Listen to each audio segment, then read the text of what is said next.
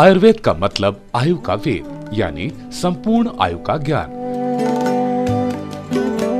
4 वेदों में अथर्ववेद के 5वें उपवेद को आयुर्वेद माना गया। भारत में हजारों वर्ष पहले ऋषि मुनि व गुरुकुलों से आयुर्वेद चिकित्सा पद्धति का प्रचार प्रसार प्रारंभ हुआ। धीरे धीरे हमारे पूर्वज रोगों से मुक्ति पाने के लिए जंगली जड़ी बूटियों का प्रयोग करने लगे। ये सारा का सारा ज्ञान अपने बाद की पीढ़ियों को देने की परंपरा चल पड़ी। लेकिन जब लिपि का आविष्कार हुआ तब ये ज्ञान पत्थरों से लेकर भोजपत्रों पर अंकित करके रखा जाने लगा। आयुर्वेद में चिकित्सा का आधार त्रिदोष यानी वात, पित्त और कफ पर आधारित है। इस शरीर रूपी इंजन के विभिन्न घटक भी आयुर्वेद के त्रिदोष सिद्धांत के आधार पर कार्य करते हैं। यदि हृदय को एक उदाहरण के रूप में लें, तो हम आसानी से इंजन व हृदय के बीच वात, पित्त और कफ की विभिन्न बदलती परिस्थितियों पर दोनों पर पड़ने वाले अनुकूल और प्रतिकूल प्रभाव को आसानी से समझ सकते हैं। किसी भी इंजन को गतिशील रखने के लिए 3 स्थितियों की आवश्यकता होती है: कंप्रेशर, टेम्परेचर और विस्कोसिटी। यदि किसी इंजन का कंप्रेशर यानी वात कम है तो इंजन स्टार्ट ही नहीं होगा।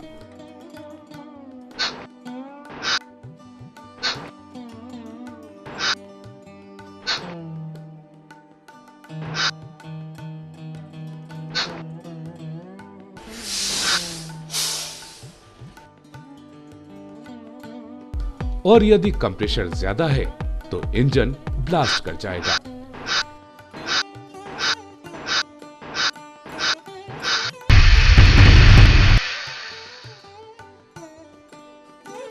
इसी प्रकार कम टेम्परेचर यानी पित्त होने पर इंजन गतिशील नहीं होगा। टेम्परेचर यदि ज्यादा हो जाए तो इंजन ब्लास्ट कर जाएगा।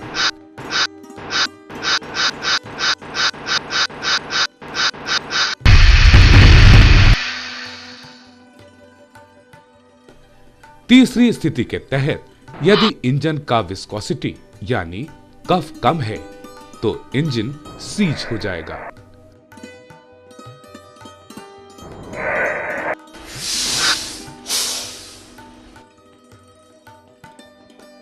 विस्कोसिटी ज्यादा होने पर इंजन मिसफायर करेगा।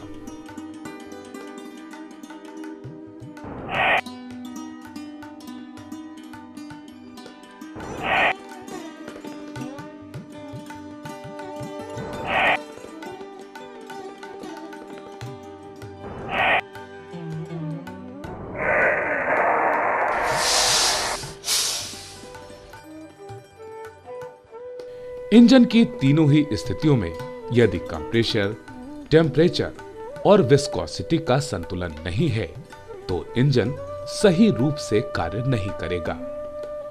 यही बात शरीर रूपी इंजन के विभिन्न अवयवों पर समान रूप से लागू होती है। वात, पित्त और कफ तीनों का ही असंतुलन शरीर में विविध रोगों का कारण बनता है। आयुर्वेद में रोगी व्यक्ति के परीक्षण के लिए 3 साधनों का उल्लेख किया गया है। पहला है दर्शन परीक्षा, जिसमें चिकित्सक रोगी के शरीर को देखकर रोग का पता लगा लेता है। वहीं दूसरा साधन है स्पर्शन परीक्षा, जिसमें छूकर रोग का पता लगाया जाता है। और तीसरा साधन है प्रश्न परीक्षा, यानी प्रश्नों को पूछने का वो तरीका जिसके तहत रोगी के बारे में विस्तार से जानकारी ली जाती है।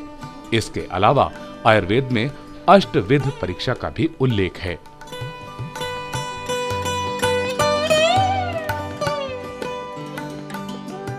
आयुर्वेद ने प्राचीन और पारंपरिक चिकित्सा विधि को चिकित्सा का मुख्य आधार बनाया, जिसमें रोग के मूल कारणों का पता लगाने के लिए त्रिविध क्रिया द्वारा रोगी की काया, मन और आत्मा पर विशेष ध्यान दिया जाता है।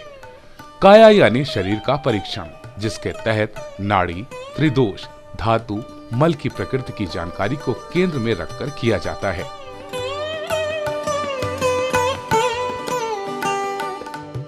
त्रिविध क्रियाओं के तहत पहला दैवो व्यपाश्रय यानी स्पिरिचुअल ट्रीटमेंट। इस विधि में एस्ट्रोलॉजिकल डायग्नोसिस यानी कुंडली द्वारा ग्रहों के अनुकूल या प्रतिकूल दशा का पता लगाया जाता है। कुंडली न होने की दशा में प्रश्न कुंडली और रक्त संबंधी की कुंडली से सहायता ली जाती है। कुंडली में पाए गए ग्रह नक्षत्र के नकारात्मक प्रभाव यानी काल दोष को दूर करने के लिए मरीज की समस्या का विवरण जानकर उसे आवश्यकतानुसार मंत्र, हवन, दान, जड़ी बूटी स्नान, नक्षत्रों के पूजन और रत्न धारण करने की सलाह दी जाती है।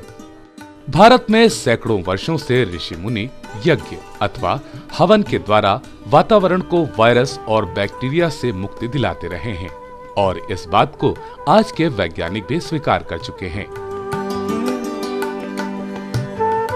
त्रिविध क्रियाओं के तहत दूसरी युक्ति व्यापाश्रय यानी थेरेपैटिक ट्रीटमेंट के अंतर्गत शोधन चिकित्सा पहली चिकित्सकीय विधि है जो पंचकर्म थेरेपी के द्वारा मरीज के शरीर व मस्तिष्क के टॉक्सिन्स को निकाल करके मरीज के प्रत्येक सेल को उसके डीएनए लेवल पर शोधन किया जाता है। इस शोधन प्रक्रिया द्वारा रोग के दोबारा होने की संभावना खत्म हो जाती है। यही पंचकर्म चिकित्सा के पश्चात वात, पित्त व कफ तीनों ही दोष दूर हो जाते हैं।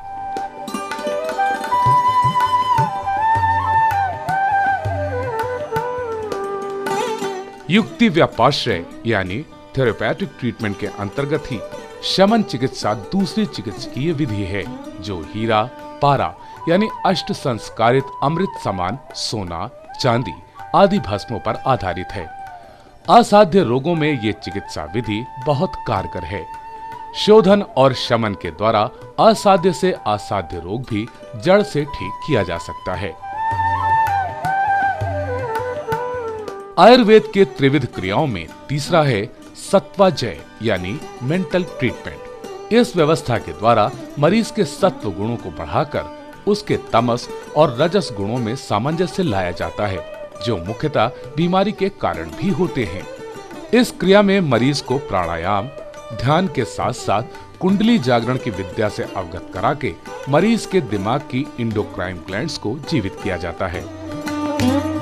आयुर्वेद धर्म, संस्कार, संस्कृति एवं आचार विचार के नियमों का एक प्रेरणा स्रोत संग्रह है जिसे अपनाकर मानवता को खौफ एवं असाध्य रोगों की पीड़ा से बचाया जा सकता है।